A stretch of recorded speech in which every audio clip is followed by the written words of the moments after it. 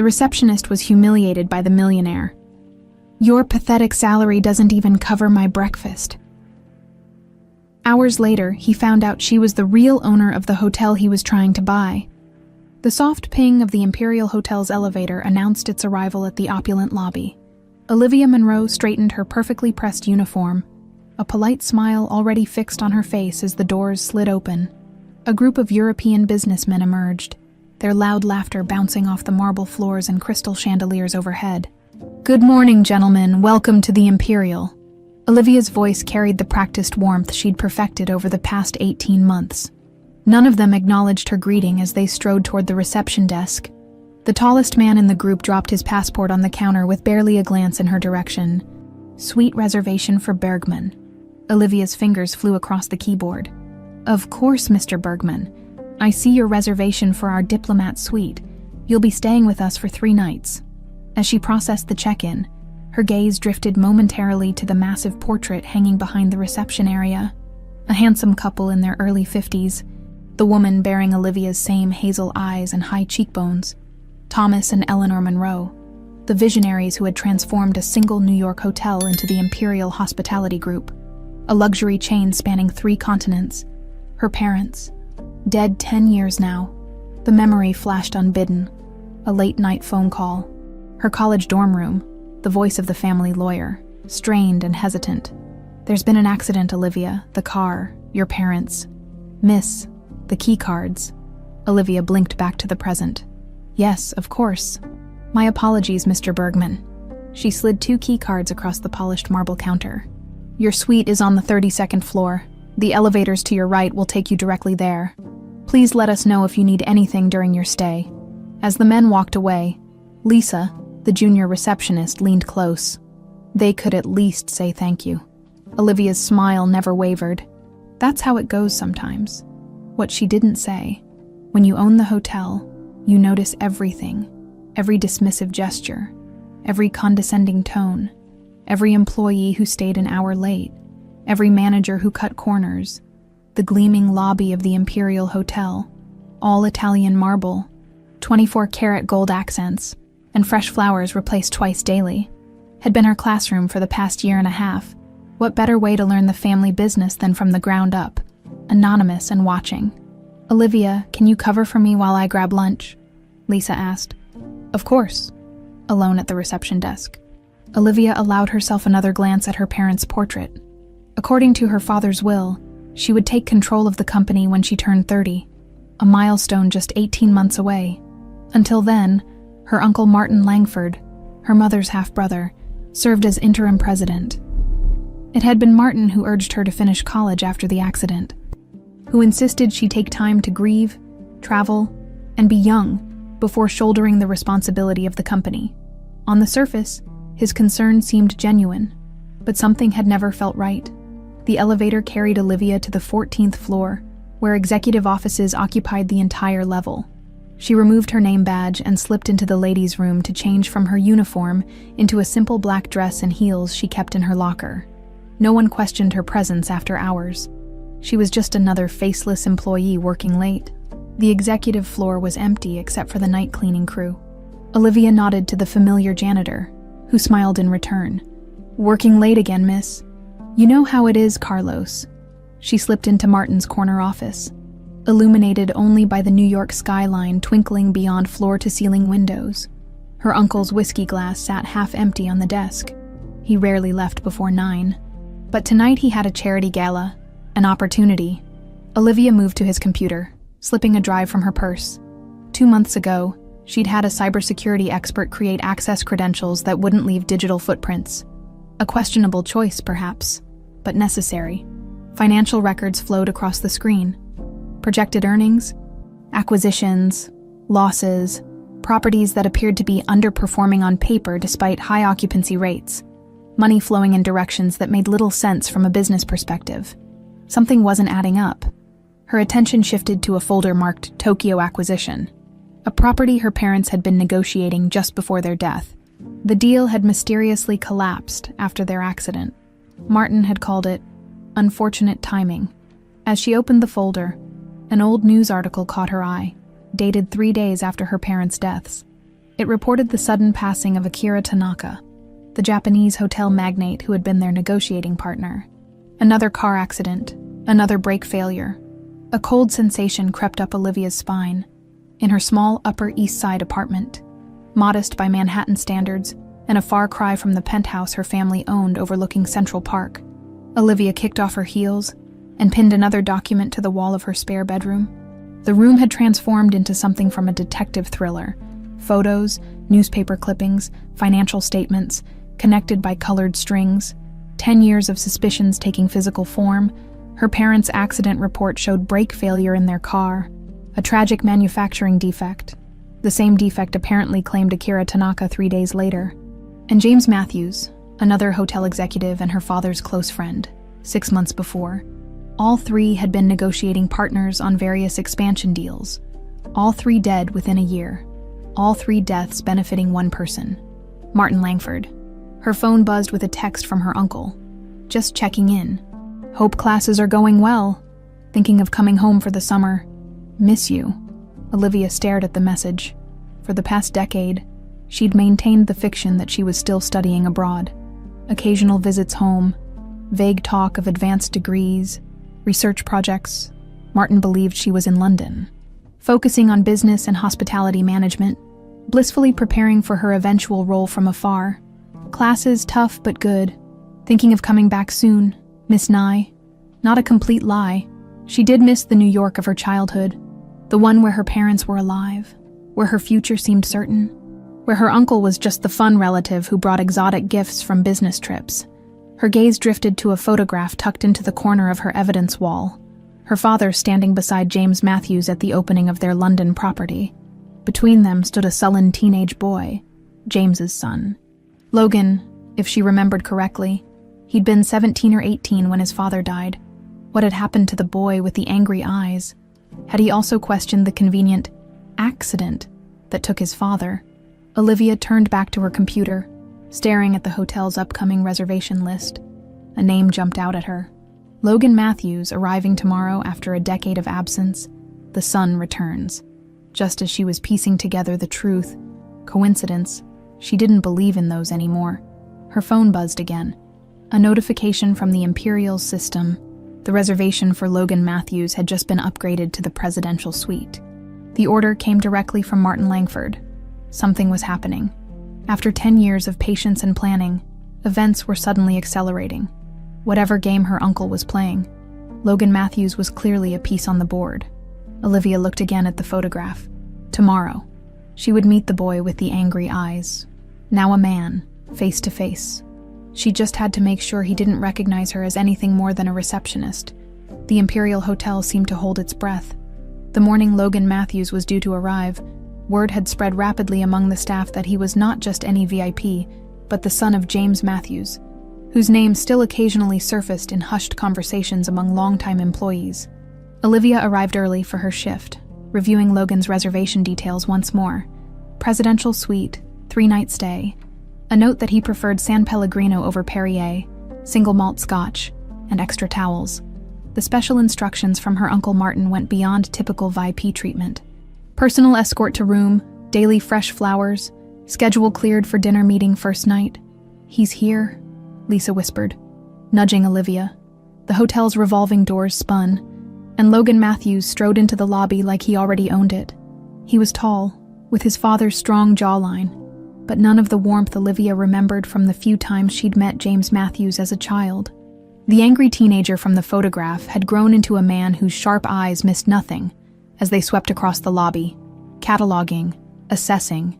3 people flanked him, a woman with a tablet who never stopped typing, and 2 men who looked like they could bench press a car, his personal assistant and security team, Olivia guessed. The woman pointed toward the reception desk. Logan nodded and approached. "Welcome to the Imperial, Mr. Matthews." Olivia adopted her most professional tone. "We're delighted to have you with us." Logan didn't even look at her, his attention on his phone. "Presidential suite. Matthews." "Of course, sir." She typed quickly. "I have you staying with us for 3 nights. Would you prefer an east or west-facing view of the city?" "West." Still not looking up. "Perfect choice. The sunsets are spectacular from that side." Olivia maintained her smile while sliding his keycards across the counter. Mr. Langford has arranged for you to have dinner with him this evening at 8 in our rooftop restaurant. That got his attention. Logan finally looked at her, his eyes a startling blue that momentarily caught her off guard. Langford's eager. He mentioned you're an honored guest. A cold smile touched Logan's lips. I'm sure he did. Olivia caught a flicker of something behind his eyes. A controlled anger, carefully channeled. She recognized it because she'd been nursing the same cold flame for years. Your suite is prepared with San Pellegrino and Macallan 18, as noted in your preferences. She gestured to one of the hotel's senior bellmen. Thomas will escort you to your suite. Logan pocketed the key cards. I assume the meeting rooms are prepared? The Wellington room is reserved for your team from 2 to 5 this afternoon, as requested. His eyes narrowed slightly. How many access points? An odd question. The Wellington room has 2 entrances, the main doors and a service entrance. Security cameras in the hallways. Yes. Olivia tilted her head slightly. Is there a particular security concern we should address, Mr. Matthews? No. He studied her name tag. Olivia, just being thorough. The way he said her name sent an unexpected chill through her. Did he recognize it? Did he make the connection to Monroe? But Logan was already turning away, his attention back on his phone. Have someone bring up my bags.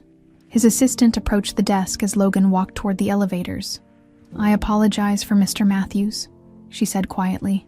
He's laser-focused on business this trip. No need to apologize, Olivia replied. We're accustomed to accommodating our guests' various temperaments. The woman smiled tiredly. That's a diplomatic way of putting it. As the elevator doors closed behind Logan and his entourage, Lisa leaned over. What a jerk. Didn't even look at you for half the conversation. Some people see hotel staff as furniture, Olivia said, though she suspected there was more to Logan Matthews than mere arrogance. Later that afternoon, Olivia was reviewing reservation systems when Martin Langford emerged from the executive elevator, immaculate in a tailored suit that probably cost more than what the hotel paid her in 3 months. Several executives trailed him like planets orbiting a sun. Her uncle had aged well, silver temples adding distinguished character to his appearance. His smile practiced and perfect, to anyone else. He looked every inch the successful businessman her father had trusted. Everything prepared for my dinner with Matthews tonight? He asked the concierge. Yes, Mr. Langford. The private dining room at the summit is reserved for 8 o'clock. Martin nodded, then noticed Olivia. For a heart-stopping moment, she feared recognition, but there was none, just the cursory glance of a busy executive at a staff member. Good afternoon, she said politely. Good afternoon, he replied automatically, already turning away. The irony wasn't lost on her. Her own blood. The man who sent birthday cards to her fictional London address didn't recognize her with different hair color, colored contacts, and the anonymous uniform of hotel staff. Not for the first time. Olivia wondered what her parents would think of their daughter's deception. Was she dishonoring their memory? Or avenging it? At precisely 7:55, Logan Matthews exited the elevator, now dressed in a midnight blue suit that probably cost what she made in a month. He walked with purpose toward the restaurant, but paused near the reception desk where Olivia was finishing her shift. How long have you worked here? He asked abruptly. Surprised by the question, Olivia answered truthfully. About 18 months. You like it? I do. It's a wonderful property. His gaze was disconcertingly direct. Did you know the hotel is for sale? The question hit her like a physical blow. Excuse me, your boss hasn't told the staff yet. I'm buying this place. Olivia's careful composure nearly cracked.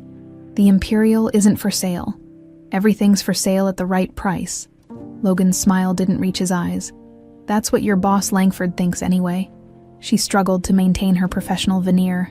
I'm sure there's been a misunderstanding. No misunderstanding. He glanced at his watch. By this time next month, I'll own this hotel. Might make some staffing changes. His eyes returned to her. Your salary probably wouldn't even cover my breakfast. The dismissal was clear, and cut deeper than Logan could know. Olivia wanted nothing more than to reveal herself, to see the shock on his face when he realized he was insulting the hotel's true owner. Instead, she smiled tightly. Enjoy your dinner, Mr. Matthews. As he walked away, Olivia logged out of her station with trembling hands. Martin was trying to sell the Imperial, her parents' flagship property, the hotel where they'd met, where they'd built their legacy. She needed proof in the executive floor bathroom. Olivia changed into evening attire, a black cocktail dress conservative enough to blend in with the hotel's evening staff. Her heart pounded as she pinned her hair up and applied lipstick. Tonight, she would uncover the truth. Outside the Summit restaurant, she positioned herself where she could observe Martin and Logan's private dining room through partially frosted glass. They sat across from each other, faces impassive as they spoke. No pleasantries between these men. This was business. A waiter emerged, and Olivia seized her chance. "I'll take that in," she said, taking the wine bottle from his tray before he could object. She slipped through the door. "Terms are acceptable," Martin was saying. "The Imperial would complement your existing properties." "And the board?" Logan asked, his voice cool. "I understand Monroe's daughter still holds significant shares." Martin waved dismissively. "A technicality. Her voting rights are in trust until she turns 30. Convenient? Wine?"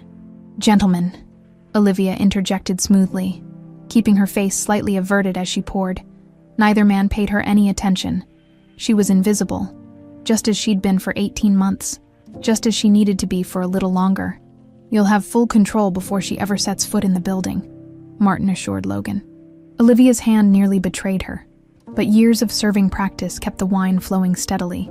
Her uncle was selling her birthright from under her, and Logan Matthews, whatever his true agenda, was helping him do it. Sleep eluded Olivia that night. The conversation she'd overheard played on repeat in her mind. Martin was selling the Imperial, her hotel, her legacy, to Logan Matthews, a man who'd looked right through her, who'd suggested he might fire her once he took ownership. Dawn found her at her apartment's window, watching the city awaken as she sipped coffee that had gone cold. Her laptop displayed the results of an all-night investigation into Logan Matthews. What she found was puzzling. On paper, Logan ran Matthews Enterprises, a modestly successful investment firm. Nothing in his portfolio suggested he had the capital to purchase a property like the Imperial. His company specialized in turning around struggling boutique hotels, properties a fraction of the Imperial's size and prestige. So where was the money coming from? More importantly, why was Martin selling the crown jewel of the Monroe Empire at all, let alone to the son of James Matthews? Olivia scrolled through archived financial statements. The Imperial consistently outperformed every other property in their portfolio. It made no business sense to sell it unless Martin needed capital, fast. She pulled up the latest quarterly reports, the ones not yet released to shareholders, buried in footnotes and creative accounting. She spotted it. Several of the group's international properties were underperforming drastically, properties Martin had personally championed. Properties that, according to her research, were showing signs of being used for something beyond hospitality. Her phone buzzed with a calendar alert. Final contract signing. Imperial sale, Wellington Room, 2 p.m. Today, they were closing the deal today. Her hands trembled as she set down her coffee cup. She'd planned to wait until her 30th birthday to reclaim her empire. 18 more months of anonymous observation and evidence gathering. She no longer had that luxury. The Imperial's staff lounge buzzed with nervous energy. Rumors of the sale had begun circulating, and Olivia heard snippets of worried conversations as she stored her purse in her locker. Heard they're letting half the staff go. New owners, some cutthroat corporate raider. Severance won't even cover a month's rent. These people had become her friends, her second family. Some had worked for her parents. Now they feared for their livelihoods because of her uncle's machinations. Lisa appeared beside her, eyes red-rimmed. "Have you heard? Some guy named Matthews is buying us out. They're announcing it this afternoon." Olivia squeezed her friend's hand. "Don't believe everything you hear. Easy for you to say. You've got your business degree. I'm supporting my mom and sister on this job." The weight of responsibility settled more firmly on Olivia's shoulders. This wasn't just about avenging her parents or reclaiming her birthright. Real people's lives hung in the balance. "Trust me," she said quietly. "Things aren't always what they seem." The Wellington Room had been transformed for the signing ceremony. Champagne flutes lined a sidebar. A photographer from the business press was setting up. And Martin's executive team mingled with a group of sharp-suited men and women Olivia didn't recognize. Logan's people, presumably. She slipped in with a group of staff delivering refreshments, keeping her head down as she arranged fruit platters. From the corner of her eye, she spotted Martin and Logan in the corner, heads bent close in conversation. "The paperwork is ready," she heard Martin say. "Once we sign, you wire the first payment, and the Imperial is yours." Logan nodded, eyes calculating. "And the records I requested?" "Everything's included in the data package. Building specs, staff records, revenue projections." A flicker of impatience crossed Logan's face. "I meant the other records." Martin's smile tightened. After the money transfers, the exchange confirmed Olivia's suspicions. This wasn't a simple property sale. Something else was happening beneath the surface, something both men were careful not to name explicitly. She retreated to the staff preparation room adjacent to the Wellington room. Through the connecting door, she could hear Martin calling the gathering to order, his voice oily with satisfaction. "Ladies and gentlemen, today marks a historic moment for the Imperial Hotel." Olivia removed her service uniform jacket, revealing the silk blouse underneath. From her bag, she pulled out a tailored blazer and slipped it on. She removed the colored contacts that had been part of her disguise for 18 months, revealing her natural hazel eyes, her father's eyes. Finally, she unpinned her hair, letting it fall to her shoulders, heart thundering in her chest. She checked her reflection in the small mirror, no longer the invisible staff member. For the first time in a decade, she was fully Olivia Monroe. She took a deep breath and pushed through the door, pleased to announce that Matthews Enterprises will be acquiring. Martin's voice died as heads turned toward the interruption. Olivia strode confidently to the center of the room. The photographer's camera clicked rapidly. Good. She wanted this moment documented. "I apologize for the interruption," she announced to the stunned room, "but I'm afraid there's been a misunderstanding." Martin recovered first, his smile strained. "I'm sorry, miss, but this is a private meeting." "I'm well aware, Uncle Martin." The word uncle landed like a bomb in the room. Murmurs erupted as executives exchanged confused glances. Recognition dawned slowly on Martin's face, draining it of color. "Olivia, in the flesh." She turned to address the room. "For those who don't know me, I'm Olivia Monroe, daughter of Thomas and Eleanor Monroe, and the majority shareholder of Imperial Hospitality Group." Logan Matthews had gone completely still, his blue eyes laser-focused on her face. "My uncle seems to have forgotten that while he has been entrusted with operational control of the company until my 30th birthday, he has no legal authority to sell any property without board approval." She smiled thinly. "Especially not the flagship hotel my parents built." Martin stepped forward, voice low. "Olivia, you're making a scene. We can discuss this privately. Like you discussed selling my hotel privately." She raised an eyebrow. "I don't think so." She turned to Logan, who hadn't moved, his expression unreadable. "Mr. Matthews, I apologize for the confusion, but the Imperial is not for sale. It seems you've wasted a trip." Something dangerous flickered in Logan's eyes. "You were the receptionist." "I was, among other things. You've been spying on your own hotel. I prefer to call it hands-on management research." Olivia held his gaze steadily, something my father always believed in. She could almost see the calculations running behind Logan's eyes, reassessing everything, recalibrating his approach. He was too controlled to show real surprise, but she sensed she'd knocked him off balance. "Good." Martin stepped between them, voice tight. "Olivia, you're not yet in control of this company. Your trust agreement states that I cannot take operational control until I'm 30, she finished for him. But it also explicitly forbids the sale of founding properties without unanimous board consent. She smiled. "I may not be CEO yet, but I am on the board, and I definitely do not consent." She turned to the room at large. "Ladies and gentlemen, I apologize for the confusion. There will be no sale today. The meeting is adjourned." The room erupted in whispers. The photographer was still snapping photos, capturing the moment when Olivia Monroe reclaimed her legacy. Martin gripped her arm, his fingers digging painfully into her flesh as he whispered, "You have no idea what you're doing." She removed his hand, keeping her voice low. "I know exactly what I'm doing, and I know what you've been doing too. The only question is whether the police will find out before or after my birthday." Martin's face went slack with shock. Olivia stepped away and approached Logan, who was watching the exchange with narrowed eyes. Mr. Matthews, before you leave, I'd like to correct something. She met his gaze evenly. It seems my breakfast could buy all your properties, and I'd still have enough left for dinner. Logan Matthews slammed the door of his hotel suite, sending a vase of fresh flowers wobbling dangerously on a nearby table. His security team exchanged glances but remained silent, knowing better than to interrupt when their boss was in this mood.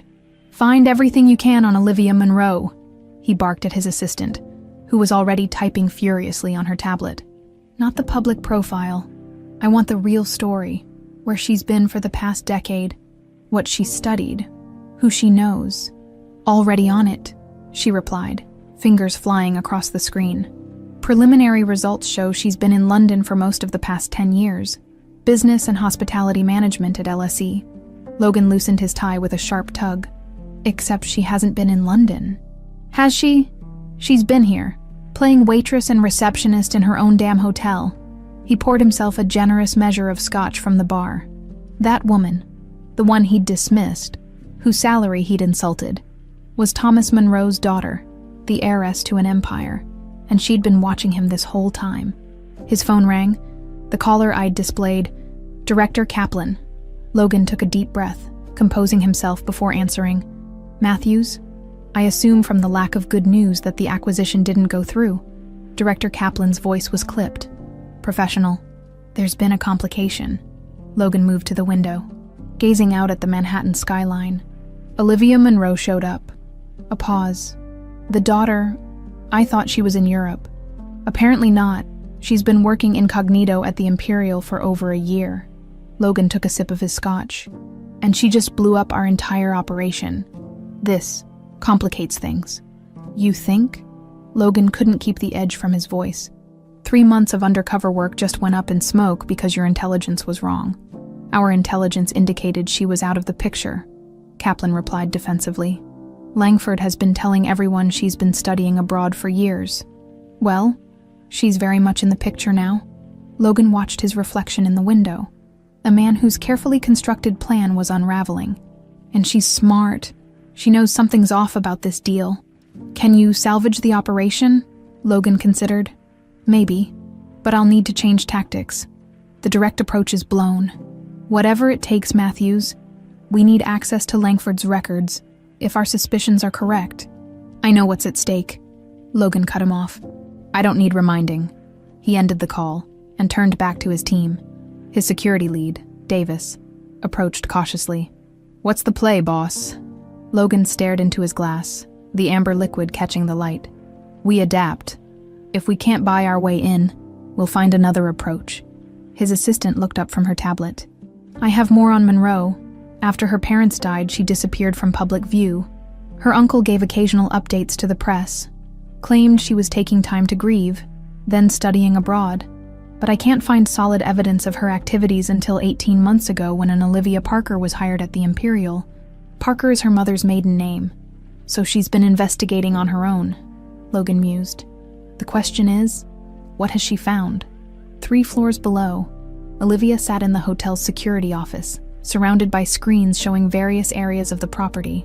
Her revelation had sent shockwaves through the staff. The anonymous receptionist was actually the owner's daughter, the heiress they'd read about but never seen. "This camera covers the Wellington room," said Frank, the head of security who had worked for her father. He was one of the few people who had known her true identity all along. "We store footage for 60 days.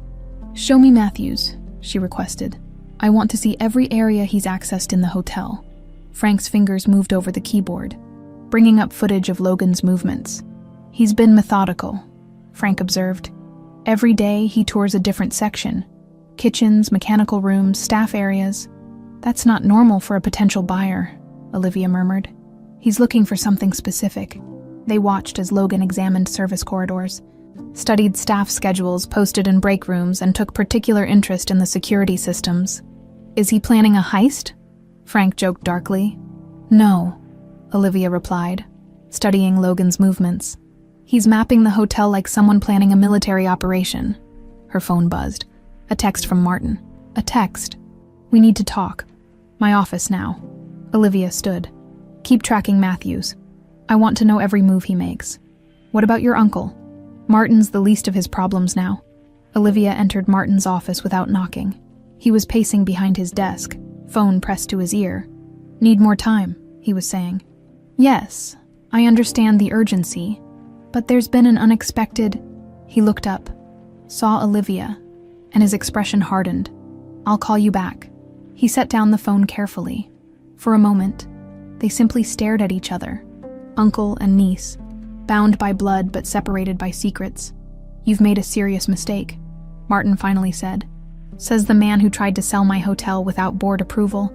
Olivia remained standing, refusing his gestured invitation to sit. "That's not just a mistake. It's illegal. You don't understand the complexities of running this company. I understand enough to know something's very wrong with our finances." She crossed her arms. "The Singapore property is showing occupancy at 90%, but revenue at only 40% of projections. The Dubai resort has mysteriously written off millions in consulting fees. And our Tokyo project collapsed right after Dad died, right after his Japanese partner also died in a car accident." Martin's face remained impassive, but a muscle twitched near his eye, a tell she'd noticed years ago when he was bluffing at family poker games. "You've been busy," he said. "I've been doing exactly what Dad would expect of me, learning the business from the ground up." Martin's laugh was without humor.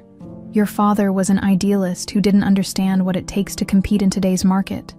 My father built this company with integrity. Your father built this company with my sister's money," Martin snapped. "Without Eleanor's family backing, he would have been nothing." The old resentment, always there, rarely voiced so plainly. Martin had never forgiven his sister for choosing Thomas Monroe over the family business. "Is that why you did it?" Olivia asked quietly. "Jealousy." Martin's eyes narrowed. "Did what?" "Arrange their accident." The accusation hung in the air between them. For the briefest moment, something cold and calculating flashed in Martin's eyes. Then it was gone, replaced by wounded indignation. "How dare you? I loved my sister." "Maybe, but you hated my father." Martin sat heavily in his chair. "You've been watching too many thriller movies, Olivia. Your parents died in a tragic accident. Like many wealthy, powerful people, they had enemies and competitors. But I was not one of them." He sounded sincere. He always did. "Then why sell the Imperial?" she pressed. "Why now? And why to Logan Matthews? Of all people?" Something changed in Martin's expression. A flicker of genuine concern. "Matthews approached us with an excellent offer. I saw a good business opportunity." "Bullshit. The Imperial is our flagship property. It's consistently profitable. There's no business reason to sell it. Perhaps I needed capital for other ventures." "What ventures?" Martin straightened some papers on his desk. "Another tell. That's not your concern until you formally take control of the company. It became my concern when you tried to sell my birthright." Olivia placed both hands on his desk, leaning forward. "Whatever you're involved in, I will find out. And if I discover you had anything to do with my parents' deaths, I will personally make sure you spend the rest of your life in prison." Martin's smile didn't reach his eyes. "Be careful, Olivia. You're playing a game you don't understand, with players far more dangerous than you realize." "Is that a threat?" "It's a warning from your concerned uncle." He stood. "Now, if you'll excuse me, I have a company to run, for the next 18 months at least." As Olivia turned to leave, Martin added, "One more thing. Stay away from Matthews. He's not what he seems." She paused at the door. "Neither am I." Later that evening, as Olivia reviewed security footage in her apartment, her phone rang with an unknown number. "Hello, Ms. Monroe." Logan Matthews' voice was instantly recognizable. "I believe we got off on the wrong foot." Olivia's pulse quickened. "That tends to happen when someone tries to buy my hotel without my knowledge. I'd like to explain, over dinner. I don't think... There are things you need to know about your uncle." His voice dropped lower. "Things that might explain why I was really trying to buy the Imperial." Olivia hesitated, curiosity warring with caution. "The rooftop restaurant, 8 o'clock. Logan continued. "Just dinner, just talk. Why should I trust you?" There was a pause before he answered. "Because our fathers were friends, and because I think they were both murdered by the same person." The Summit restaurant sat like a glittering crown atop the Imperial Hotel. Floor-to-ceiling windows offered a panoramic view of Manhattan's skyline, now transformed into a galaxy of lights against the night sky. At this hour, Most tables were filled with hotel guests and wealthy New Yorkers willing to pay exorbitant prices for the atmosphere as much as the cuisine. Olivia arrived precisely at 8, wearing a simple black dress that projected quiet confidence. She'd debated whether to come at all. Logan Matthews had humiliated her, tried to buy her hotel, and now claimed her parents were murdered. The same suspicion she'd harbored for years. This could be a trap. Or it could be the first honest conversation she'd had in a decade. The maitre d' recognized her immediately. Word of her true identity had spread like wildfire through the staff. "Ms. Monroe, how wonderful to have you dining with us tonight. Mr. Matthews is already seated." He led her to a secluded corner table where Logan stood as she approached. His blue eyes swept over her with an intensity that was almost physical. "Ms. Monroe?" He pulled out her chair. "Thank you for coming." "I'm not sure why I did," she replied, taking her seat. "Curiosity, perhaps. Or perhaps you recognized the truth when you heard it." Logan sat across from her, his expression unreadable. "Your parents? My father? Not accidents." A server approached with champagne, but Olivia waved it away. "I prefer to keep a clear head. Thank you." Once they were alone again, she leaned forward. "You said our fathers were friends. I don't remember that." They kept it quiet. They were competitors in some markets, but they collaborated on others. Logan's voice was low, measured. The last project they were working on together was in Tokyo, with Akira Tanaka, Olivia said, who also died in a car accident. Something flickered in Logan's eyes. Surprise, perhaps. "You've done your homework. I've had 10 years to gather pieces of the puzzle." She studied him carefully. "What's your interest in all this? Revenge? Justice? Or is the Imperial just another acquisition target?" Logan signaled to the server for water instead of champagne. When he spoke again, his voice was different, less controlled, more raw. "When I was 17, my father died in what everyone called a tragic accident. Brake failure."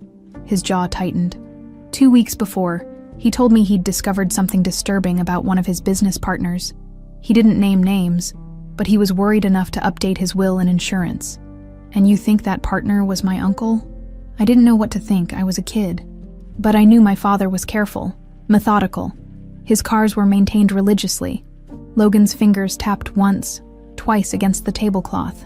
3 months later, your parents died the same way. "Brake failure," Olivia murmured. "Exactly. Then Tanaka in Tokyo." Logan leaned forward.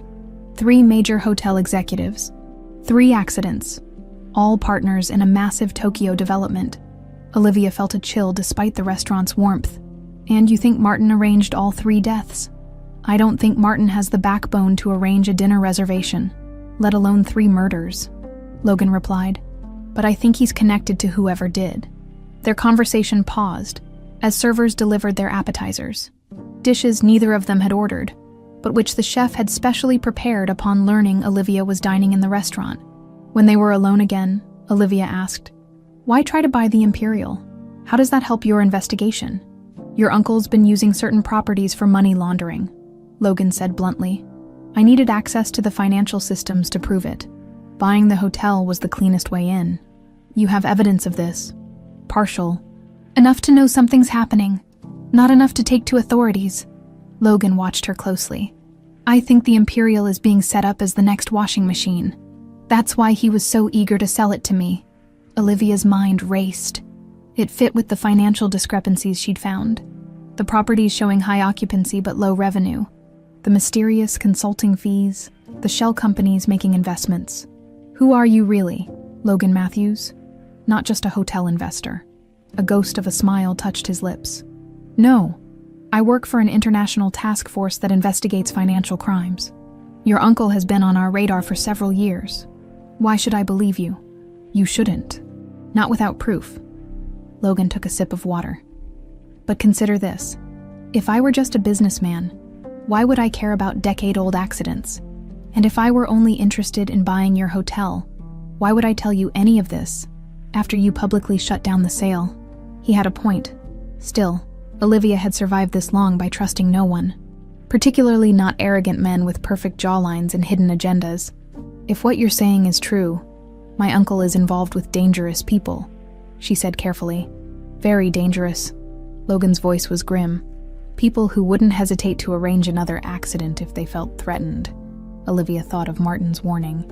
You're playing a game you don't understand, with players far more dangerous than you realize. So what do you propose? She asked. A partnership. Logan met her gaze directly. I need access to financial records that only you, as a board member, can provide. You need protection and expertise to navigate whatever your uncle is involved in. And how do I know you won't use this partnership to take control of my company? You don't. His frankness was disarming. But I'm not interested in your hotels, Miss Monroe. I'm interested in the people who killed my father. If that happens to include your uncle, so be it. Their main courses arrived. Another chef's special they hadn't ordered. The restaurant's staff were clearly pulling out all stops for the owner's daughter. Olivia barely noticed the food. I need time to consider, she finally said. Time is something we may not have. Your dramatic entrance today will have spooked Martin. If he is involved with the people I suspect, they'll be pressuring him to resolve the situation quickly. You mean they'll come after me? It's a possibility we can't ignore.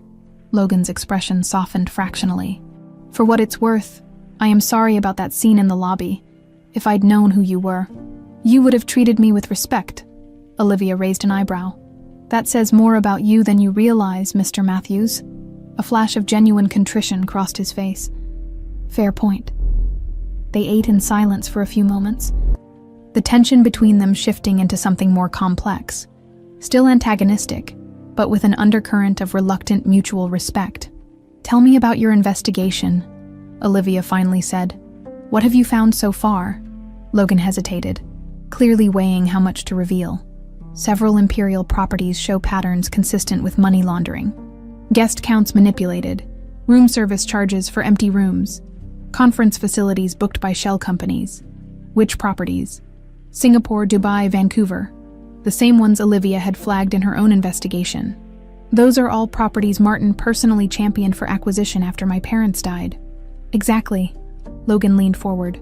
Here's my theory. Martin isn't the mastermind. He's the facilitator.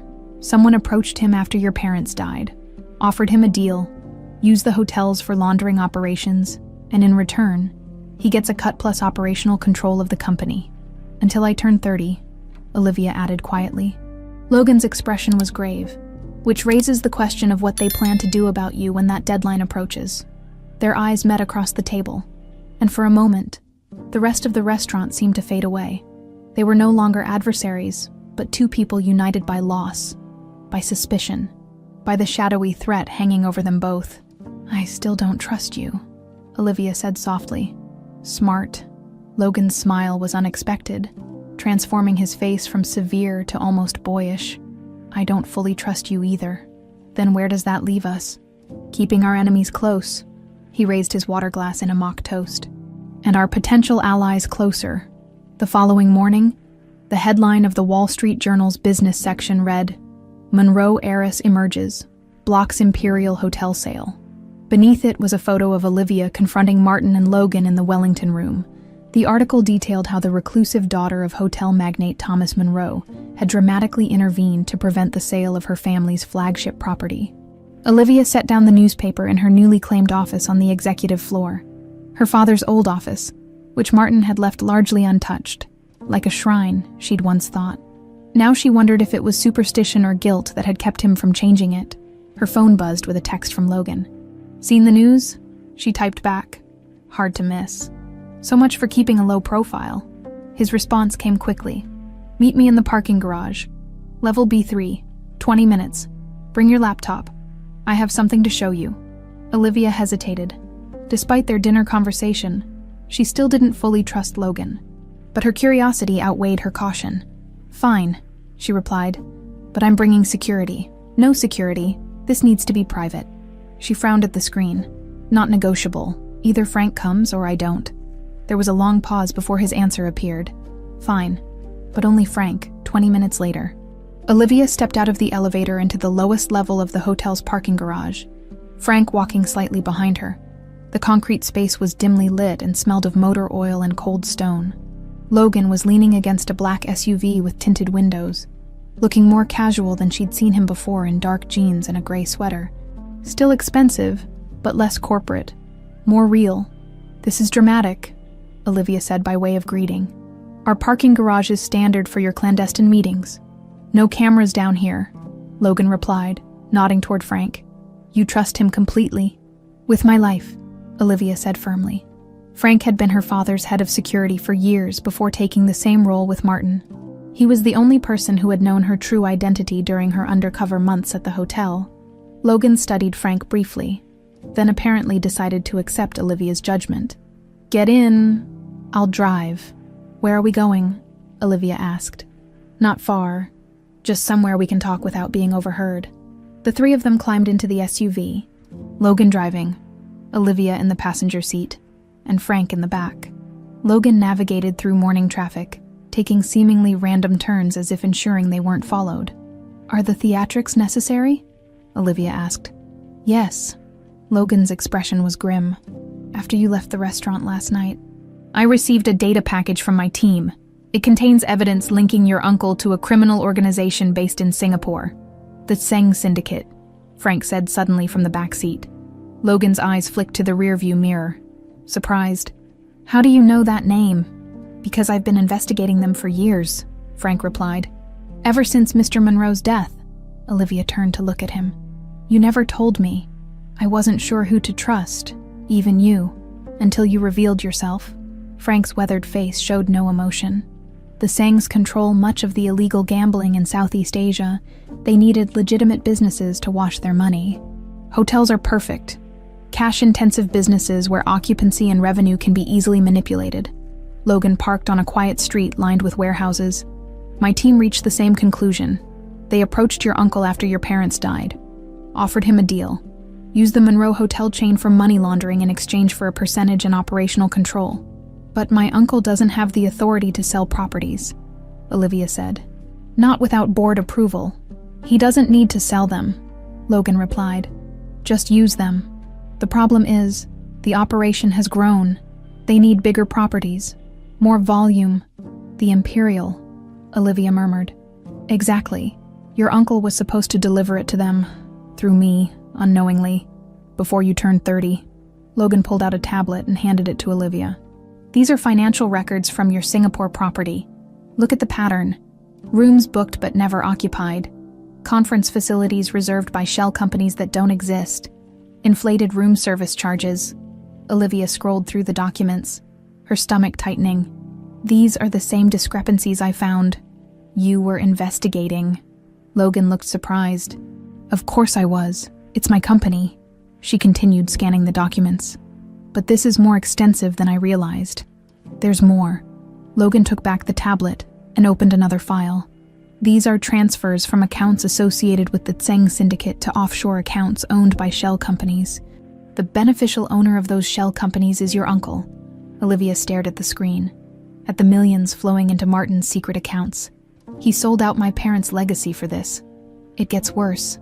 Logan hesitated, then opened a final document. "This is a police report from the Swiss authorities. Investigating the brake lines on your parents' car, they found evidence of tampering." The word hit Olivia like a physical blow. Tampering, not an accident. Murder. "The same method was used on my father's car," Logan said quietly. "And Tanaka's in Tokyo." Frank leaned forward.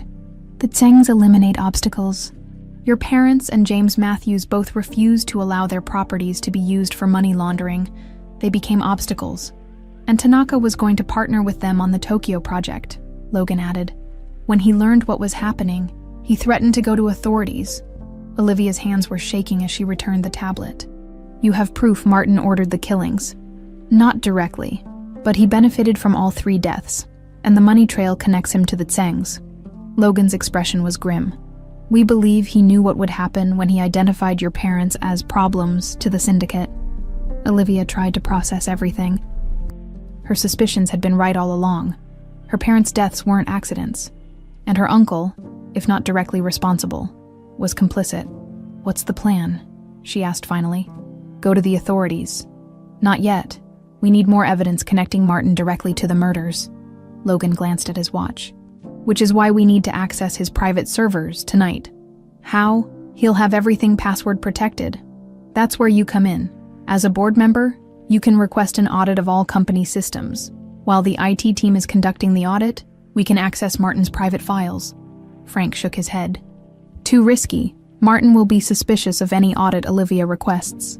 Not if we give him something else to worry about, Logan said. A bigger threat to distract him. What did you have in mind? Olivia asked. You go to him. Tell him you're considering selling the Imperial after all. But to a competitor? Not to me. Say you've had preliminary talks with Hilton or Marriott. He'll never believe I'd sell my parents' flagship property. He will if you tell him you've found evidence of financial irregularities and want to distance yourself from potential liability. Logan's eyes met hers. It's not entirely a lie. While he's panicking about that, we access his servers. Olivia considered the plan. It might work, but we'll need help from someone in it who won't raise flags with Martin. I know someone, Frank said. Been with the company 20 years. Loyal to your father, not Martin. Logan nodded. Good. We move tonight. He started the car. One more thing. After today, you need to be extremely careful. If Martin suspects you know anything about the Chengs or the murders, you'll become the next obstacle. The warning hung in the air as they drove back to the hotel in silence. Olivia stared out the window, thinking of her parents, of Logan's father, of Tanaka, all murdered for standing in the way of criminals. Now she was poised to do the same. Drop us 2 blocks from the hotel, she told Logan. We shouldn't be seen returning together. He nodded, pulling over at the spot she indicated, as she and Frank prepared to exit the vehicle. Logan caught her arm. Olivia. It was the first time he'd used her first name. Be careful. Their eyes met briefly. There was something new there, beyond professional concern, something neither of them was ready to acknowledge. You too, she replied softly. Obstacles tend to meet unfortunate ends in this business. The afternoon sun cast long shadows across Martin's office as Olivia stepped inside. He was on the phone, but motioned for her to sit as he finished his conversation. Yes, I understand the concerns. No, everything is proceeding as planned. The Monroe girl is a temporary setback. Nothing more. His eyes fixed on Olivia as he spoke about her. I'll call you tomorrow with an update. He hung up and leaned back in his chair. Olivia, I was wondering when you'd come to your senses. My senses are perfectly intact, she replied coolly, which is why I've been meeting with Carlyle Group this morning. Martin's expression flickered briefly before he controlled it. Carlyle, why? I'm exploring options for selling the Imperial. Martin stared at her, clearly caught off guard. You stopped me from selling it yesterday. I stopped you from selling it to Matthews. Olivia crossed her legs, projecting calm confidence she didn't entirely feel. After reviewing the financials more thoroughly, I'm concerned about irregularities in the company's operations, particularly in some of our international properties. She watched her uncle's face carefully. A muscle twitched near his eye. That familiar tell. What irregularities? He asked carefully. Discrepancies between reported occupancy and revenue, unusual patterns in conference bookings, consulting fees to companies that don't seem to exist. She shrugged. Could be accounting errors. Could be something worse. Those are complex international operations, Martin said dismissively. Different tax structures, different reporting requirements. Perhaps in any case, I'm considering selling the Imperial to distance myself from any potential liability before these issues become public. Martin leaned forward, his knuckles white as he gripped the edge of his desk. You would sell your parents' legacy, the hotel they built from nothing. The hotel you were trying to sell to Matthews yesterday, she countered. Don't suddenly pretend to care about my parents' legacy. That was different. Was it? Olivia stood. I'm having an independent audit conducted on our financial systems. Should be complete by tomorrow morning if it comes back clean. Perhaps I'll reconsider the sale. You don't have the authority to order an audit, Martin snapped. Actually, I do, as a board member with more than 30% shareholding. I can request an audit at any time. Thank you. 3rd year business law. The team starts at 6 tonight. She turned to leave, then paused at the door. Oh, and Uncle Martin, I'd avoid any sudden foreign trips. The auditors might have questions. As the door closed behind her, Olivia released a shaky breath. Through the glass wall of Martin's office, she could see him immediately pick up his phone, his face flushed with anger or fear. Perhaps both. He bought it. Olivia told Logan as they met in a service corridor near the hotel's server room. It was just after 6, and the IT audit team, led by Frank's trusted contact, an older programmer named Whitaker, was already at work. "How can you be sure?" Logan asked. "He's made 6 calls in the last hour. He's rattled." She glanced at her phone, where a tracking app showed Martin's location. "He's in the hotel bar now. Probably needs a drink after the day he's had." "Good." Logan gestured toward the server room door. "Whitaker's running the official audit, which gives us cover to access Martin's private server." They entered the server room, where Whitaker, a thin man with wire-rimmed glasses and a perpetual frown, was typing rapidly at a terminal. "Ms. Monroe," he nodded respectfully, "I've isolated your uncle's private server. It required bypassing several security measures." "Can you get in?" Logan asked. "Already am." Whitaker's fingers flew across the keyboard. "But most of these files are encrypted. Breaking the encryption could take days." Logan pulled out a flash drive. "Try this. It's a decryption key my team developed based on patterns we've seen in the Tseng operation." Whitaker inserted the drive. And after several tense minutes, folders began appearing on the screen. "We're in," he said, sounding surprised. "But there's a lot of data here. What are we looking for?" "Communications with anyone named Tseng," Olivia said. "Financial transfers, anything related to my parents, James Matthews, or Akira Tanaka." Whitaker created search parameters and started the scan. "This will take time." "How much time?" Logan asked. "At least an hour to scan through everything, maybe more." Olivia checked her phone again. "Martin's still in the bar. Frank's watching him. He'll alert us if he moves." "I'll go keep an eye on things from the lobby," Logan decided. "You stay here with Whitaker. Call me if you find anything." After Logan left, Olivia pulled up a chair beside Whitaker, watching as documents flashed across the screen. Most were meaningless to her. Technical specifications, routine business correspondence, hotel performance metrics. Then something caught her eye. "Wait, stop. Go back." Whitaker paused the scan and scrolled back to a folder labeled Tokyo Project. "Open that," Olivia instructed. Inside were numerous documents related to the failed Tokyo development. The one her parents had been working on with Tanaka and Logan's father, one file was simply titled Contingencies. "Open that file," Olivia said. Her heart racing, the document contained what appeared to be a risk analysis for the project. One section listed obstacles with 3 names: Thomas Monroe, James Matthews, Akira Tanaka. Beside each name was a single word: eliminate.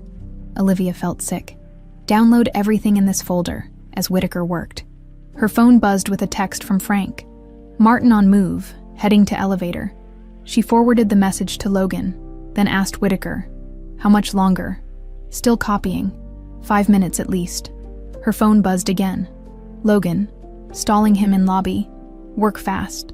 "We need to hurry," she told Whitaker. He nodded, fingers moving faster. "I'm copying everything I can." The minutes crawled by as the progress bar inched forward. 60%, 75%, 83%. Her phone buzzed again. "Frank, Martin insisted on going up. In elevator now." "We're out of time," Olivia said urgently. "He's coming."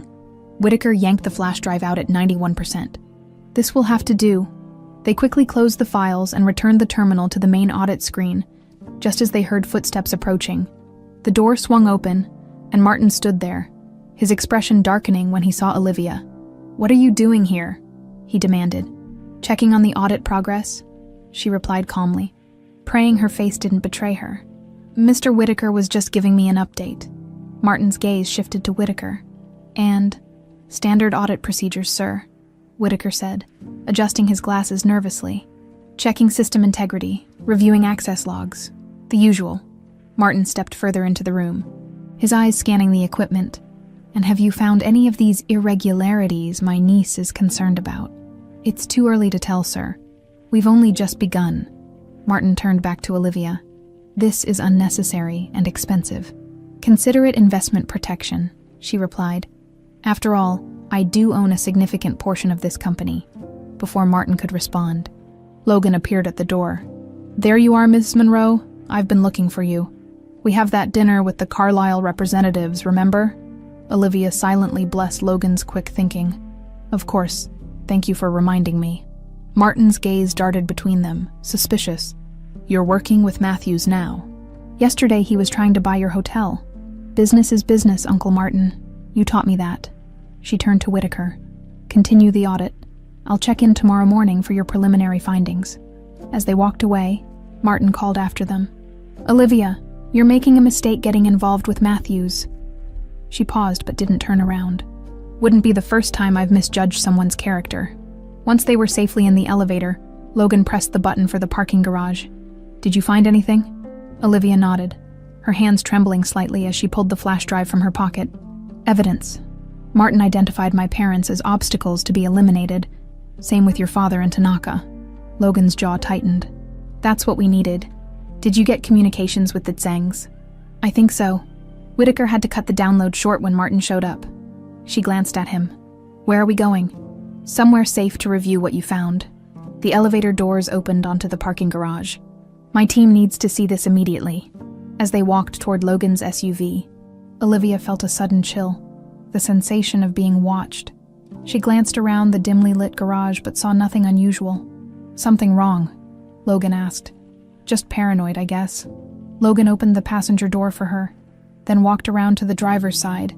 As he reached for the handle, a sharp crack echoed through the garage. Logan dropped to a crouch, pulling his gun.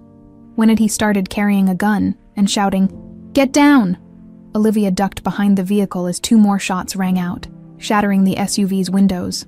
Glass rained down as Logan fired back at an unseen assailant. "Stay down," he ordered, moving to shield her with his body. For a suspended moment, there was silence, then rapid footsteps, a slammed door, and the squeal of tires as a vehicle sped away. Logan helped Olivia to her feet. His sleeve was torn, and she could see blood seeping through the fabric. "You're hit!" she gasped. "Just grazed!" He grimaced. "But the message is clear. Martin knows we have the evidence." "How?" "Someone on the inside." Logan's expression was grim. "We can't trust anyone at the hotel now. We need to go." As they hurried toward another vehicle, Olivia clutched the flash drive containing the evidence of her parents' murder. The abstract had suddenly become terrifyingly real. They weren't just hunting for evidence anymore. They were being hunted. 2 weeks had passed since the shooting in the parking garage. 2 weeks of evidence analysis, strategic planning, and increased security measures. 2 weeks during which Olivia and Logan had reluctantly acknowledged that they worked well together. Their initial antagonism evolving into a wary professional respect. The flash drive had yielded damning evidence. Conversations between Martin and Wei Tseng, the syndicate's leader, discussing removing obstacles and unfortunate accidents. Financial transfers coinciding with the dates of the 3 deaths. A comprehensive money laundering operation using the Monroe hotel chain. "It's enough to warrant arrests," Logan had told her after his team analyzed the data. "But we need Wei Tseng, not just your uncle. And Tseng never travels to countries with U.S. extradition agreements." "So what's the plan?" Olivia had asked. "We bring him to us," which was how, 2 weeks later, Olivia found herself in a designer gown for the Imperial Hotel's 50th anniversary gala, an event that had taken on new significance as the centerpiece of their operation to trap both Martin and Wei Tseng. Olivia studied her reflection in the mirror of her apartment. The midnight blue gown caught the light as she moved, thousands of tiny crystals shimmering like stars. Her hair was swept up elegantly, revealing diamond earrings that had once belonged to her mother. Her phone buzzed with a text from Logan. "Everything in place. Tseng's plane landed an hour ago." She replied, "I'll be there in 30. The plan was elegant in its simplicity. Martin had invited Wei Tseng to the gala, unaware that Logan's team had intercepted communications between them. Tseng, normally cautious about traveling to the U.S., had made an exception for the high-profile event, which would be attended by numerous wealthy potential clients for his gambling operations. Logan's team would be positioned throughout the hotel, waiting to make arrests once they had concrete evidence of Martin and Tseng together, discussing their criminal enterprise. Olivia tucked a small microphone into her necklace. The device would record any conversation she had with either man. She checked her appearance one final time, drew a deep breath, and headed for the door. The Imperial's grand ballroom had been transformed into a glittering wonderland for the gala. Crystal chandeliers cast a warm glow over the assembled guests. New York's elite, international business leaders, celebrities, and politicians. A string quartet played softly as waiters circulated with champagne and hors d'oeuvres. Olivia made her entrance, and a subtle ripple moved through the crowd as people recognized the hotel's heiress. After the newspaper coverage of her dramatic return, she'd become something of a sensation in New York business circles. She scanned the room, acknowledging greetings with smiles and brief handshakes. Her gaze landed on Martin, engaged in conversation with a distinguished Asian man she recognized from surveillance photos as Wei Tseng. Before she could approach them, Logan appeared at her side, resplendent in a tailored tuxedo. The sight of him caused an unexpected flutter in her chest that she promptly suppressed. "You look beautiful," he murmured, offering his arm. "Tseng is with your uncle near the east window." "I see them." She accepted his arm, noticing how his touch had become familiar over the past 2 weeks. "Is your team in place?" "Yes. Davis is posing as a bartender, Chen as security. Director Kaplan is in the surveillance room with Frank, monitoring everything." They moved through the crowd with practiced grace, stopping occasionally to exchange pleasantries with guests. To anyone watching, they appeared to be the perfect power couple, the hotel heiress and the handsome investor. Their previous animosity apparently forgotten. "Nervous?" Logan asked quietly. "Terrified," she admitted, "but ready. Remember, get them talking about the Tokyo project if you can. That's where the clearest evidence of premeditated murder will be." They were within 20 feet of Martin and Tseng when her uncle spotted them. His smile faltered momentarily before he regained his composure. "Olivia," he called, waving them over. "There's someone I'd like you to meet." "Game time," Olivia thought. "Uncle Martin." She greeted him with a kiss on the cheek, the picture of familial affection. What a wonderful event. Father would have been proud. She felt him stiffen slightly at the mention of her father. "Indeed," he replied smoothly. "Olivia, this is Wei Tseng, one of our most valued international partners. Wei, my niece Olivia Monroe." Tseng was a slim man in his 60s with shrewd eyes that missed nothing. He bowed slightly. "Ms. Monroe, your reputation precedes you, the mysterious heiress who emerged from shadows to reclaim her empire." "Hardly an empire," she replied modestly. "Just preserving my parents' legacy. A noble cause." Tseng's smile didn't reach his eyes. "Your parents were formidable business people." "They were," Olivia agreed. "Particularly their vision for the Tokyo project. Such a shame it never came to fruition after their accident." She felt Logan's warning squeeze on her arm. Too direct. "Too soon," Martin interjected smoothly.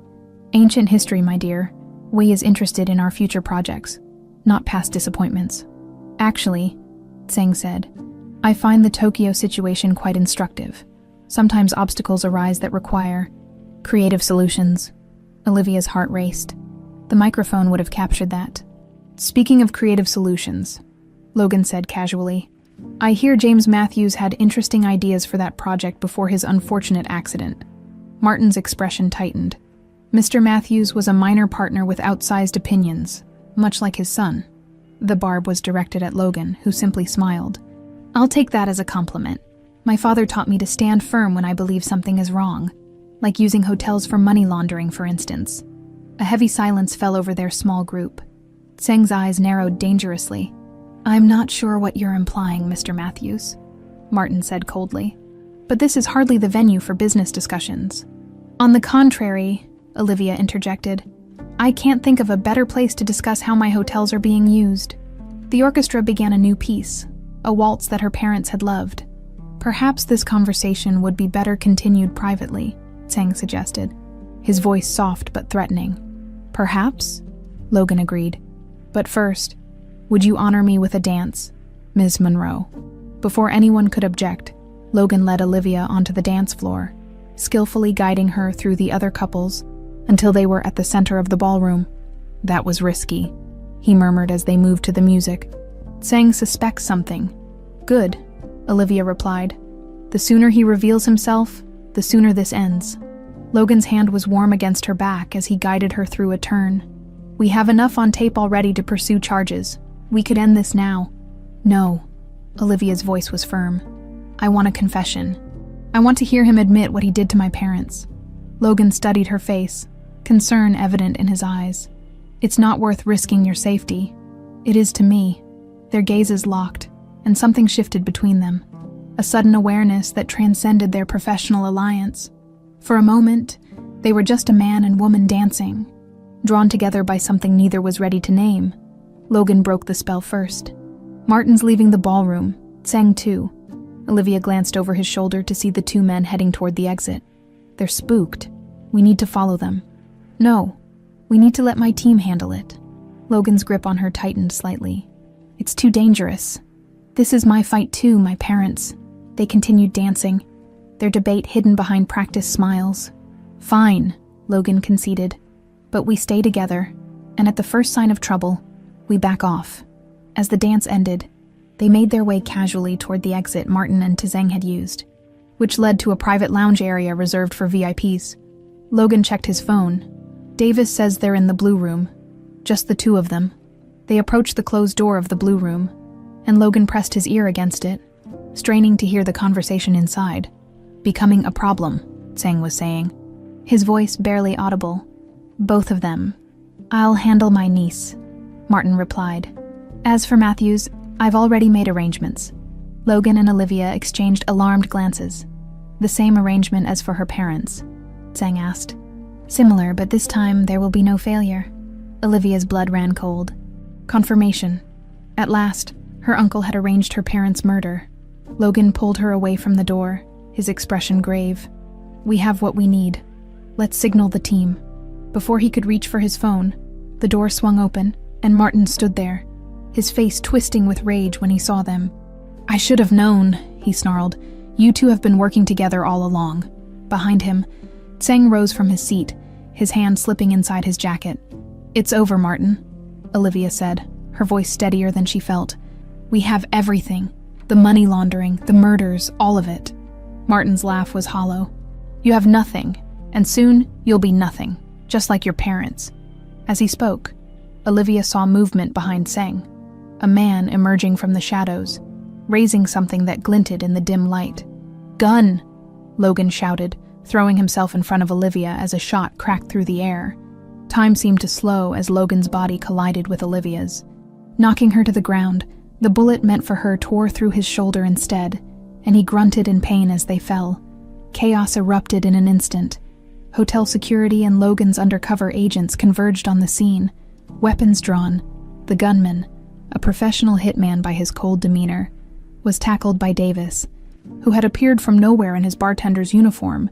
Tseng made a break for the emergency exit, but was intercepted by two agents posing as waitstaff. Martin, seeing his partner captured, attempted to flee in the opposite direction, only to run straight into Frank's massive frame. You're not going anywhere. Sir, Frank said grimly, restraining Martin with practiced efficiency. Olivia's focus remained on Logan, who lay bleeding beside her. His face had gone alarmingly pale, blood seeping through his tuxedo jacket. Logan, she pressed her hands against his wound, her designer gown now stained with his blood. Stay with me, please stay with me. His eyes fluttered. Are you hurt? He managed to ask. No, I'm fine. You saved me. Tears threatened, but she fought them back. Why would you do that? Take a bullet for me. A ghost of his familiar smirk appeared through the pain. Seemed like the gentlemanly thing to do. Paramedics arrived within minutes, gently moving Olivia aside to attend to Logan as they stabilized him and transferred him to a stretcher. She overheard phrases that sent ice through her veins. Significant blood loss, possible artery damage, need immediate surgery. She moved to follow as they carried Logan out. But Director Kaplan, a stern woman in her 50s whom Olivia had met only twice, gently caught her arm. Let them work, she said. He's in good hands. He's survived worse. Somehow, that wasn't reassuring. I need to go with him, Olivia insisted. You will, Kaplan promised. But first, you need to know we've got them. Both of them. Your microphone captured everything we needed. Olivia glanced across the room where Martin and Tseng sat, handcuffed and surrounded by agents. Her uncle caught her eye, his expression a mixture of rage and defeat. I trusted you, she said, approaching him slowly, after they died. You were all the family I had left. Martin's jaw tightened. You have no idea what was at stake. Money, Power. What could possibly justify murdering your own sister? I didn't murder Eleanor, he snapped. That wasn't the plan. She wasn't supposed to be in the car. The admission stunned Olivia into momentary silence. What? The target was your father. Always your father. Something like grief flickered across Martin's face. Eleanor was collateral damage. Tseng made a dismissive sound. Sentiment, weakness. Your sister chose her side when she married Monroe. Shut up, Martin hissed at his partner. Why? Olivia asked. Struggling to comprehend. Why kill my father? Because he discovered what we were doing, Martin replied, resignation settling over him. The Tokyo Project. Thomas found financial irregularities.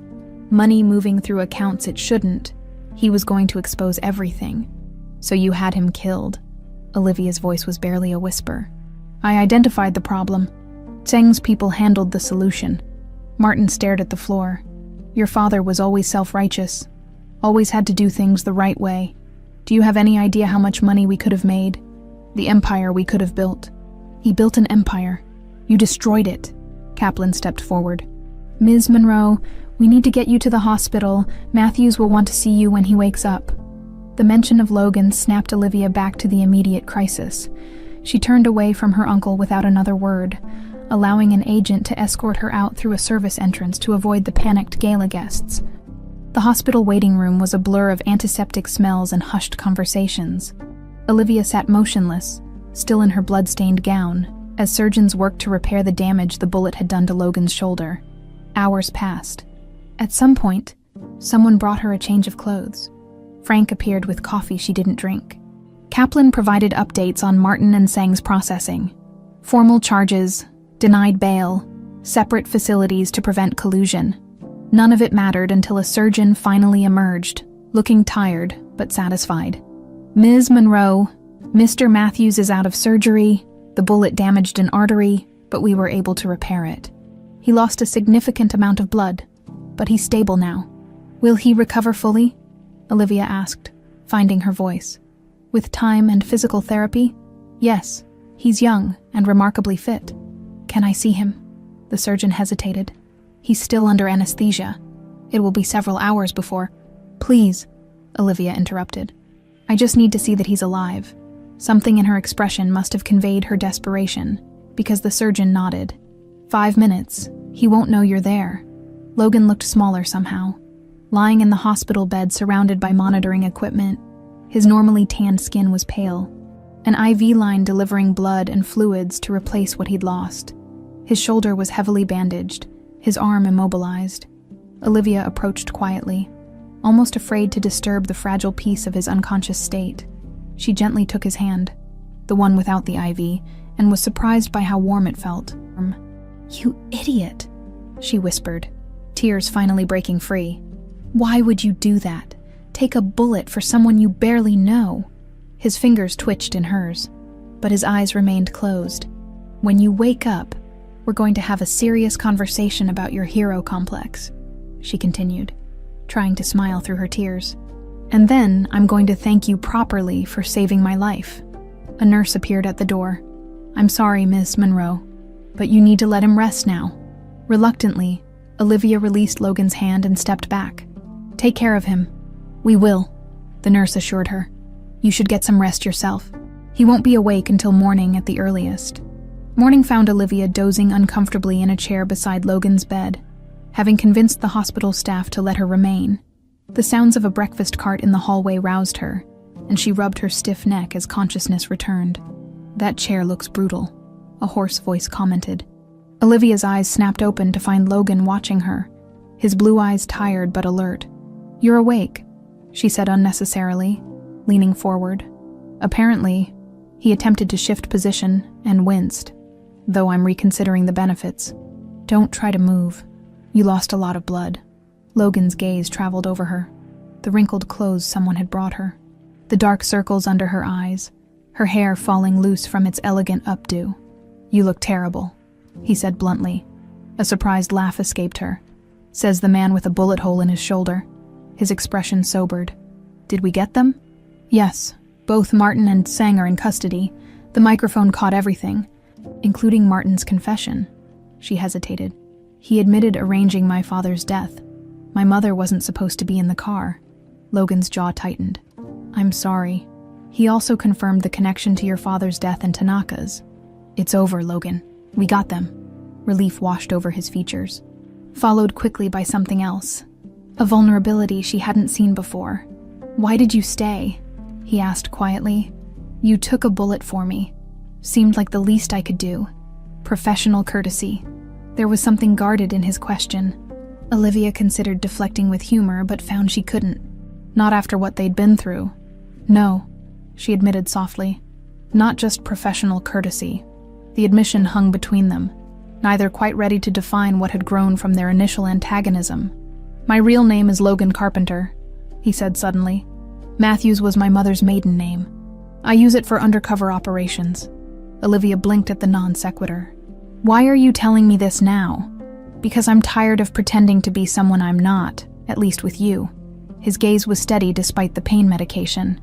James Matthews was my stepfather. He adopted me when I was 10, after he married my mother. He was the only real father I ever knew. And you've spent the last decade hunting his killers, Olivia said. Understanding dawning, Logan nodded. Just like you. The parallel paths of their lives stretched before her. 2 children orphaned by the same conspiracy, both dedicating years to uncovering the truth, both hiding behind false identities. What happens now? She asked. Now? He said, attempting a smile. I try not to die from hospital food while recovering from a hero complex, apparently. Olivia rolled her eyes, but couldn't suppress her answering smile. I'm serious. So am I. His expression softened. I don't know what happens next, Olivia, but I'd like to find out. Without bullets, fake names, or family conspiracies involved. She reached for his hand, careful of the IV line. I think I'd like that too. 1 year later, Olivia stood at the podium in the Imperial Hotel's newly renovated Grand Ballroom, facing a crowd of journalists, business partners, and employees gathered for the official opening of the Thomas and Eleanor Monroe Wing. My parents believed hotels were more than just businesses, she said, her confident voice carrying through the space. They saw them as sanctuaries, places where people from all walks of life could experience exceptional service and genuine care. Today, we honor their vision by expanding that legacy. The past year had been transformative for both Olivia and the Monroe hospitality empire. Martin and Wade Sang had both received lengthy prison sentences for their roles in the murders and money laundering operation. The resulting trial had made international headlines, exposing corruption that spanned continents. Rather than hiding from the scandal, Olivia had embraced transparency, ordering comprehensive audits of all properties and implementing industry-leading ethical standards. Initially, the company's stock had plummeted, but within months, it rebounded as investors recognized the value of her principled leadership. The new wing represents not just an expansion of our flagship property, but a recommitment to the values my parents stood for, Olivia continued. Every detail, from the sustainable materials to the working conditions of those who built it, reflects our dedication to ethical business practices. Her gaze found Logan standing in the front row, his right arm still occasionally stiff from the bullet wound, but otherwise fully recovered. He gave her an encouraging nod, his eyes reflecting pride that warmed her more than the audience's applause. After the shooting, Logan had taken a leave of absence from his agency to recover. What began as a few weeks stretched into months as he and Olivia explored their relationship outside the pressure of an investigation. The antagonism that had characterized their first meeting had evolved into deep respect, and eventually, into something neither had expected to find.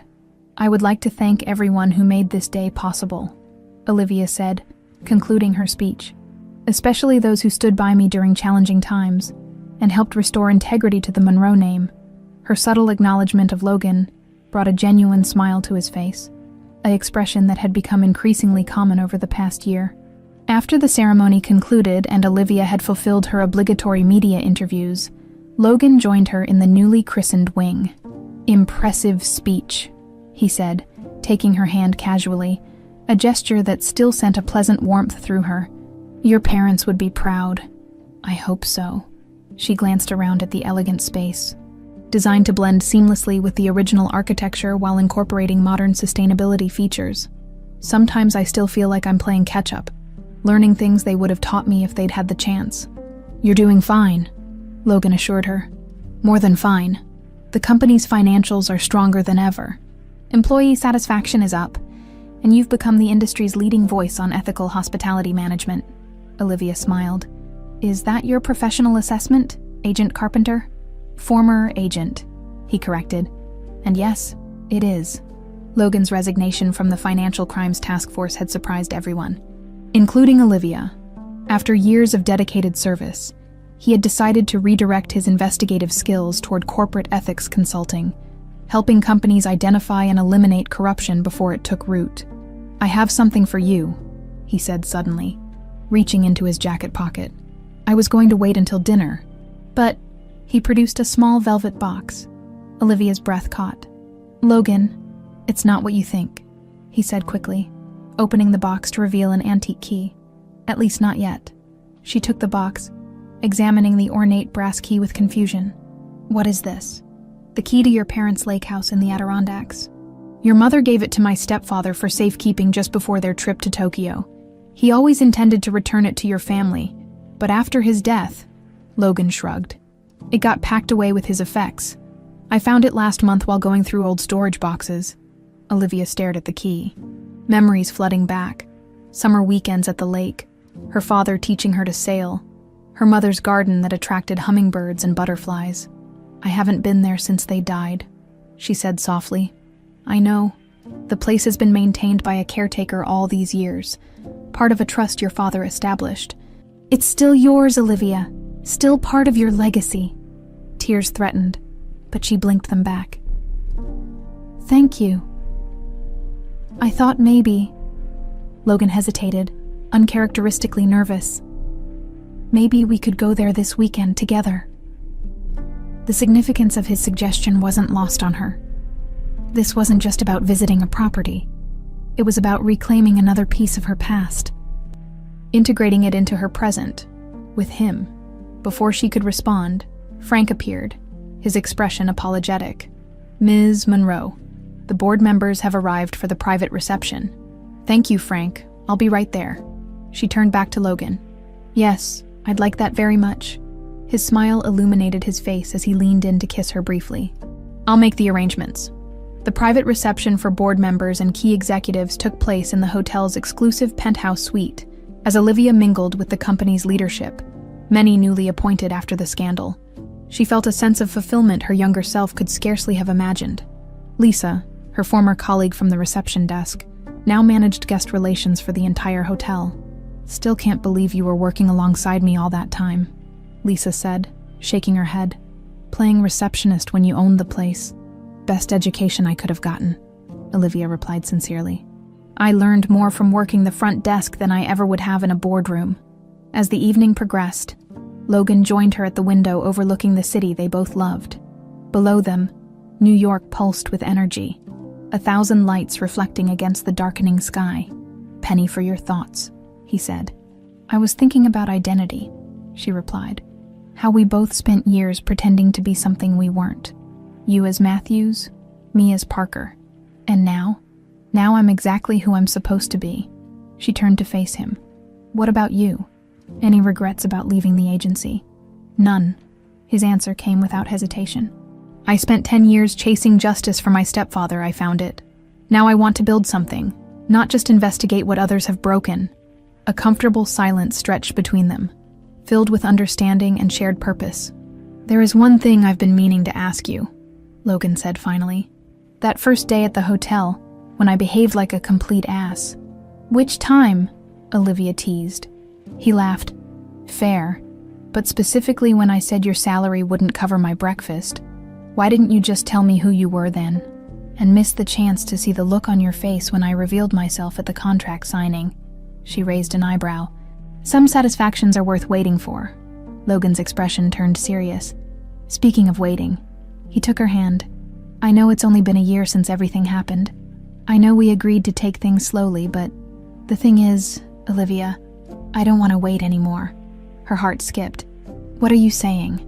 Instead of answering immediately, he led her through the French doors onto the penthouse terrace.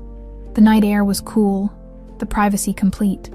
I'm saying I love you, he said simply. "I think I started falling for you when you stood up to me in that meeting room, and every day since has only confirmed what I already knew. Even when I was investigating you," she asked, a smile playing at her lips. "Especially then. Your determination, your intelligence, your loyalty to your parents' legacy. All of it. I love all of it. All of you." This time, when he reached into his pocket, he did withdraw a ring box. "I'm not asking because of our shared past, or because it makes business sense, or for any reason except that I want to build a future with you." He opened the box, revealing a sapphire surrounded by diamonds. "Olivia Monroe, will you marry me?" She didn't hesitate. "Yes," as they sealed their engagement with a kiss. The city lights sparkled below them, witnesses to a new beginning built upon the foundations of truth, justice, and love. 6 months later, Olivia and Logan visited the cemetery where their parents rested. They placed flowers on the graves, Thomas and Eleanor Monroe, James Matthews, and stood in respectful silence. "We did it," Olivia whispered. "We found the truth. We restored your legacy," as they walked hand in hand back to their car.